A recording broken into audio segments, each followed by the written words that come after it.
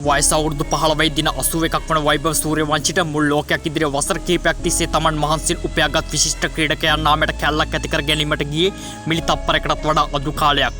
පරාජය දරණු වේදනාව ඉවසාගත නොහැකි වූ වෛභව සූර්යවංශි අවසානයේ ශ්‍රී ලංකා ඒ කණ්ඩායම ක්‍රීඩකයන් සමග ගැටුමක පැටළුණේ මුළු ලොවක් ඉදිරියේ ලැජ්ජා සහගත ලෙසයි. තමන්ට වඩා අවුරුදු 8ක් 9ක් 10ක් වැඩිමල් සහෝදරින් පිරිසක් ඉදිරියේ පරාජය හමුවේ ඔහු හැසිරුණ නොසන්සුන් බව විනාඩි කිහිපයක් තුළ ලොව පුරා විදේශ මාධ්‍ය උණුසුම් වූ පුවතක් බවට පත් වුණා. එය නම් දරු ඉන්දිය මාධ්‍ය ඇතුළු විදේශ මාධ්‍ය රැසක් ඒ වගේම එක් සමාජ මාධ්‍ය ජාලය පුරාට මේනට කතා කරන්නේ වෛභව සූර්යවංශිගේ මෙන් නොමනා හැසිරීම පිළිබඳවයි. ක්‍රිකට් යන මහත්තුරුන්ගේ ක්‍රීඩාවක්. නමුත් මහත්තුරුන්ගේ ක්‍රීඩාව විනාශ කරන මෙවැනි සිදුවීම් කෙසේ අනුමත කරන්නද?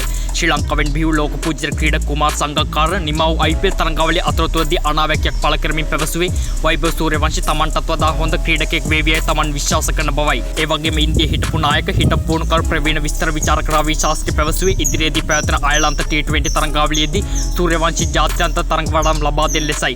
වෙන විට එම ඉල්ලීමද යථාර්ථයක් බවට පත්වීමේ ලකුණු පෙන්වමින් මේ මාස අවසානයේදී පැවැත්වෙන අයර්ලන්ත T20 තරඟාවලියේ ඉන්දියා ජාතික සංචිතය සඳහා සූර්යවංශිට පළමු වට කැඳවීමක්ද ලැබී තිබෙනවා.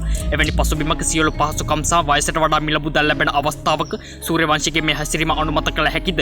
මේ අපේ ලෝක ක්‍රිකට් අනාගතයේද? හැබැයි මල්ලිලා යන්නේත් අයියලා යන පාරෙන් බව පසක් කරමින් මෙම තරගයේ සුපිරි පන්දුවාරය ක්‍රියාත්මක කිරීමට පෙරත් සුපිරි පන්දුවාරය අතරතුර නිපන්දුවක් සටහන් කළ අවස්ථාවෙත් නායක තිලක් වර්මා පිටියේ විනිසුරුවරුන් සමග හැසුණු ආකාරයත් පිළිකුල් සහගතයි. හැබැයි අවසානයේ ඒ සියලු සිදුවීම් යටපත් කරමින් සූර්යවංශි ශ්‍රී ලංකා ඒ ක්‍රීඩකයන් සමග ඇති කරගත් මේ ගැටුම් මේනට මුළු ක්‍රිකට් ලෝකෙම උණුසුම් වී අවසන්. දිනන්නට පෙර පරදින්න පුරුදු විය යුතුයි. පරාජය වේදනාව විඳගත් පසු ජයග්‍රහණයේ සතුටත් ඒ පවත්වාගෙන යාමත් යලි පරාජයකදී නිහතමානීව ඒ බාර ගැනීමටත් මහත් රුකුලක් වන බව නම් නොඅනුමානයි. ඒ නිසා ජයග්‍රහණයට පෙර පරාජය විඳ ගන්න පුරුදු වෙන්න. අයර්ලන්ත සංචාරය සඳහා සූර්යවංශි සමග ඔහුගේ දෙමව්පියන්ටද සහභාගී වීමට අවස්ථාව ඉන්දියා ක්‍රිකට් පාලක මණ්ඩලය තීරණය කර තිබෙනවා.